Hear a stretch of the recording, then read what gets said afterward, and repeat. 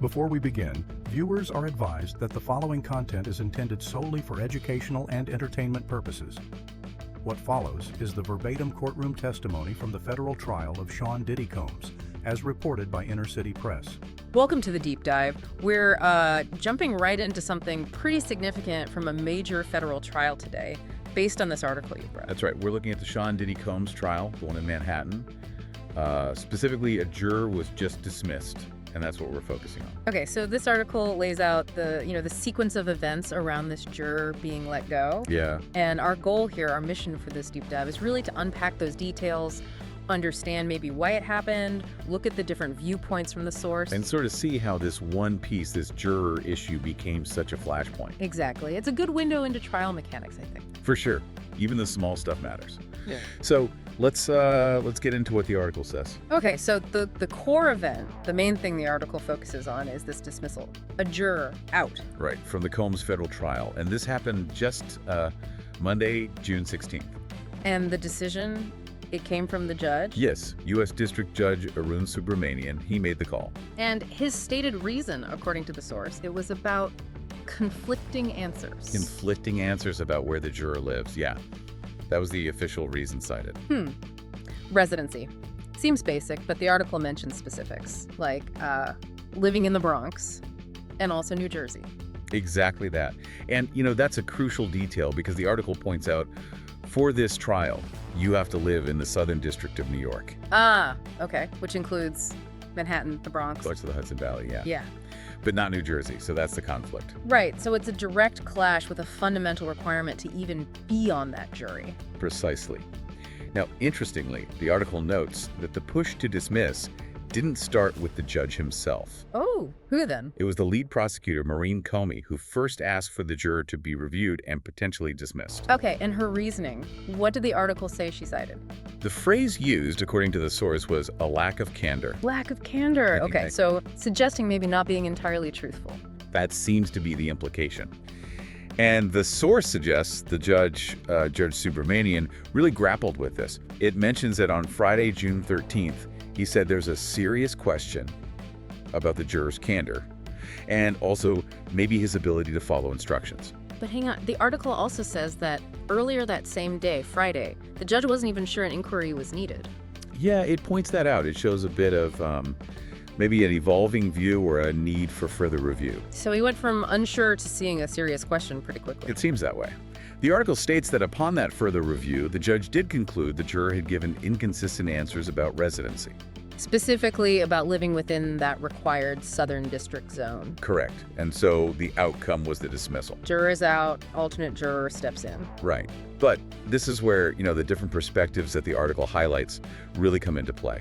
Because the defense, well, they had a very different take. Yeah, the article says they were strongly against it, vehemently opposed, I think, with the phrase. That's it. And it details some specific arguments. For instance, one of Combs' lawyers, Alexandra Shapiro. Right, I saw that name. Back on Wednesday, June 11th, the article quotes her calling the government's move a thinly veiled effort to dismiss a black juror. Okay, so raising race as a potential factor right there. And then another defense lawyer, Xavier Donaldson, made a similar point on Friday, June 13th. He argued, according to the source, that dismissing this particular juror would make the jury less diverse. So from the defense's perspective, as presented in the article, this isn't just about conflicting residency info or lack of candor. No. They're framing it as potentially about race and the makeup of the jury itself. Exactly. It's quite a contrast to the prosecution's lack of candor argument and the judge's finding on inconsistent answers regarding residency.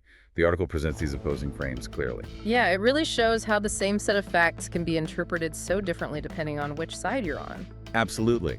And the article presents these as the defense arguments against the dismissal, challenging the government's request, and the judge's ultimate finding. It helps to remember the context here. The article mentions this trial isn't new, right? It's been going on for a while. Yeah, 6th week, according to the source. So deep into the proceedings already. And the charges Combs is facing, the article reminds us, are very serious. Extremely. Sex trafficking, racketeering, transportation for prostitution, serious federal charges. And he's pleaded not guilty to everything. Correct. The article also mentions the initial jury setup, just for context. 8 men, 4 women on the main panel originally. And alternates. 6 alternates. 2 women, 4 men, ages from 30s to 70s. So this dismissed juror came from that pool. Okay, so let's pull back a bit. For you, the listener, engaging with this article, what's the takeaway from this specific event, this whole juror dismissal drama? Well, I think first, it really shows you how careful and, frankly, how complex jury management is in a big trial. It's not just pick them and forget them. Right. Their status, their eligibility, even their truthfulness can be looked at, again, even weeks into the trial. And it underscores how vital those initial answers are in jury selection. Residency isn't just like a minor detail here. It's a legal requirement for the Southern District. So if someone gives conflicting answers about that, it naturally raises questions, both about their basic qualification. And potentially, as the prosecutor argued, about their candor, their straightforwardness. Yeah. But then, as we saw, this situation just explodes with different interpretations, doesn't it? Totally. You have this core issue. Inconsistent residency statements versus the legal requirement. But it gets viewed through these wildly different lenses. Prosecution sees lack of candor. Judge focuses on inconsistent answers regarding a clear rule. And the defense, as the article lays out, brings in claims of racial bias and concerns about reducing jury diversity. It's a stark example of how one event refracts. And it highlights why keeping the jury composition legally sound based on rules like residency is so critical for the trial's overall fairness and legitimacy. But how you maintain that, and the reasons given for making changes, like dismissing someone, well, that can become a whole separate battleground. This article shows that clearly. Yeah, it's like a mini drama within the larger trial, all focused on procedure and perspective. Exactly, the adversarial system playing out right there. Okay, so to wrap up our deep dive into this article, we saw a juror dismissed in the Diddy trial. The key reason cited by the judge was conflicting statements about residency. Specifically, whether the juror lived within the required Southern District of New York. But that dismissal, while based on that finding, wasn't simple. It drew strong opposition from the defense. Right, who argued, according to the source, that it was racially motivated or it harmed jury diversity, contrasting sharply with the prosecution's initial flag of lack of candor. It really drives home the complexity, doesn't it? Even something seemingly straightforward, like where someone lives, becomes tangled in legal standards, interpretations of truthfulness, and pretty serious claims about bias. It absolutely does. Yeah. Which leads to maybe a final thought for you, the listener, based on what this article presents. Yeah.